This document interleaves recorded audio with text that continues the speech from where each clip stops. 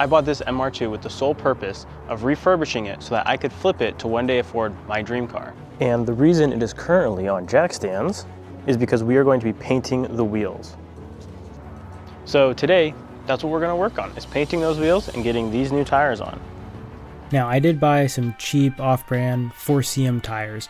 The reason I got those is because the next owner is probably going to change the wheel and tire setup anyways, so at least this is just something to get them by on. Now, is it worth painting your own wheels, or would it be better to just have a shop do it?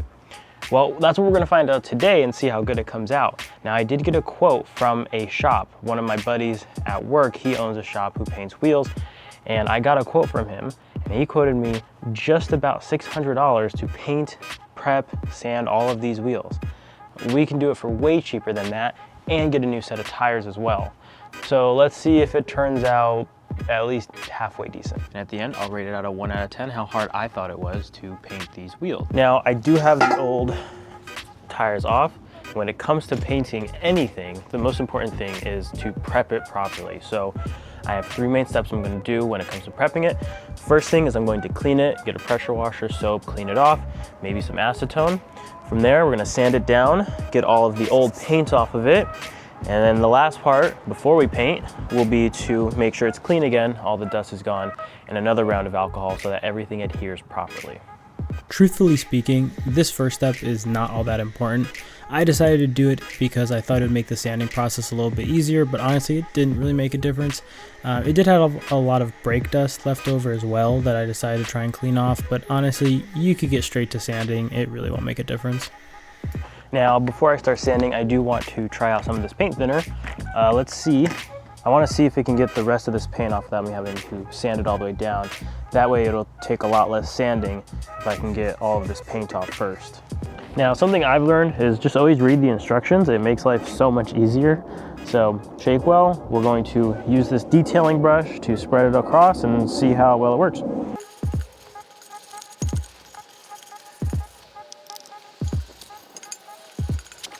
So the paint thinner definitely worked, but not perfectly. So we're still gonna have to sand most of this down, but at least it got a lot of the paint off.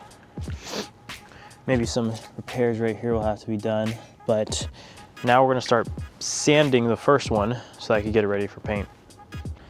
Okay, so after a few hours of sanding, I realized 2 things. 1, don't use the paint thinner. If you guys plan on doing this yourself, skip the paint thinner. It makes the paint so much harder to work with. Just go straight to sanding. 2, this is going to take a long time. However, this one's just about done. I have 1,000 grit left on this one. We'll put it in here, my little painting booth, to get painted and set. Then I'll start working on this one, clean up, and do that for all of them. So 1,000 grit left on this one. After that, we'll get it ready for paint, cleaned up, get it done.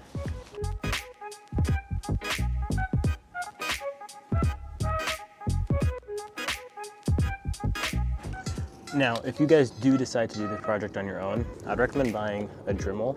I've had this for a while. I think I spent $30-something on it, but it's very useful. Get sanding bits, kind of like these. You have 240, and then I think I have 1,600, a bunch of different grit levels, but it makes it a lot easier to get into these weird, awkward corners. And then the big surfaces, you can just use normal sandpaper. This helps out a lot though.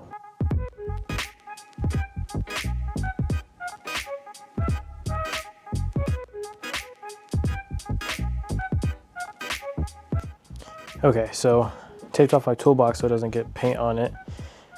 Now that everything has been cleaned up, we're gonna start with some primer, and then after that we can move on to the actual paint color, which I have yet to reveal, I just realized, so you guys will find out real soon, but let's start painting this. Now, what I've been told is the key to painting is to obviously make sure it doesn't run, and start light first. We can always add more as we go, so we're gonna try that out.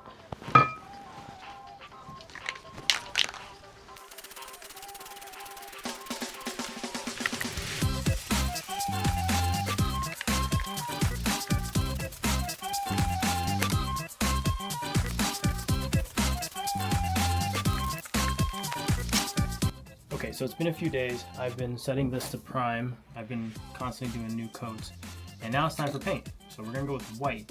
I think white wheels on a black car looks really good. And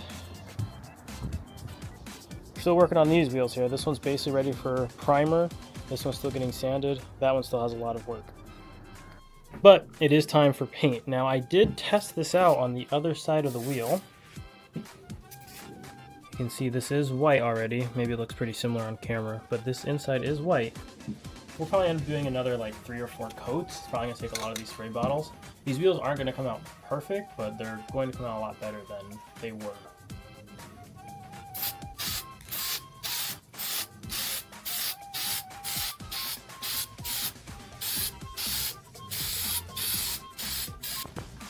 Now after doing about 6 or 7 coats, it looks really good.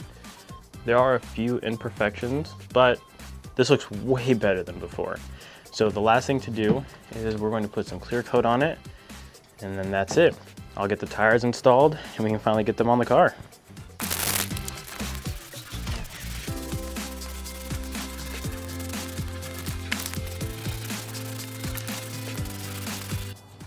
Okay guys, after about a week and a half of sanding, painting, cleaning, painting, the wheels are done.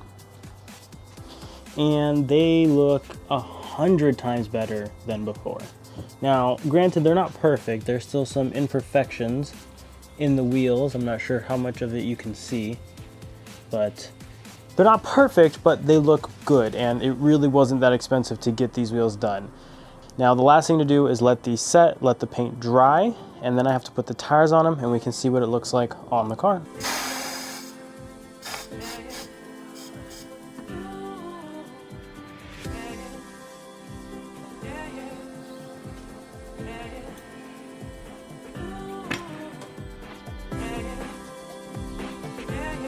Okay, we're back for mounting and balancing the tires, and they're on, and they look so much better than before. A little bit dirty, but that's nothing too bad. And they look so much better. However, I have to go back because you can hear the wheel weights are contacting the brake calipers, but I'll fix that another time. For right now, I'm just gonna get it all set up. Now, how hard was this process? To be honest, on a scale of 1 to 10, I'd give it like an 8. Anything sanding, prep work, it is incredibly difficult. And even when you do get it right, you can still mess it up really easily. I had to repaint this wheel probably 4 different times just because the clear coat kept running. But I would say it's definitely worth it. If you don't want to pay a shop $600 or $700, it's definitely worth it to just do it yourself, especially when your wheels are in as bad a condition as mine. Anything will look better than what the old wheels look like. However, if you have nice wheels, I would say actually have a shop do it. It's probably a lot better, and it would be a lot less of a headache, and it would keep your wheels looking really nice. Mine already looked bad, now they just look better.